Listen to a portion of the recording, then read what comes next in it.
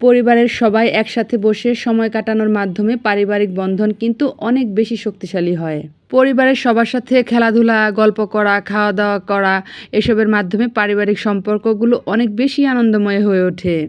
পাশাপাশি এই সুন্দর সময় কাটানোর মধ্যে পরিবারের সবার মানসিক সম্পর্ক অনেক বেশি উন্নত হয়। এতে করে বাচ্চাদের বাবা-মা অথবা পরিবারের অন্যান্য সদস্যদের সাথে তাদের স্মৃতি মনে গেঁথে থাকে, যা তার শৈশব এবং পারিবারিক সম্পর্কের ইতিবাচক অনুভূতি তৈরি করে। তাই আমি চেষ্টা করি পরিবারের সবাই একসাথে সময় কাটানোর জন্য। যদিও একজনের এক রকম ব্যস্ততার কারণে সেটা সবসময় হয়ে ওঠে না, কারো অফিস থাকে, কারো স্কুল থাকে। তবে আমি চেষ্টা করি পরিবারের সবাই মিলে খাওয়ার সময়টা যেন একসাথে হওয়া যায়। বিশেষ করে প্রতিদিন রাতে এবং সপ্তাহের ছুটির দিনগুলোতে একসাথে খেতে চেষ্টা করি।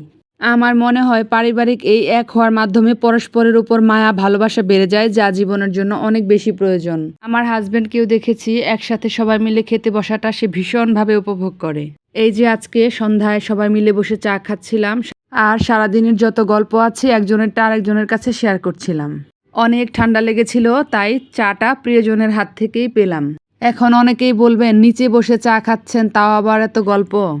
হ্যাঁ ভাই, আমার যখন যেখানে বসে খেতে মন চায় আমি ওখানেই খাই। যদি আমার মন চায় আমি ছাদে বসে চা খাবো তো ছাদে বসেই খাবো। যদি আমার মন চায় ডাইনিং টেবিলে বসে খাবো, ডাইনিং টেবিলে বসেই খাবো। আমার কাছে মানসিক শান্তিটা হচ্ছে সবচেয়ে বড়।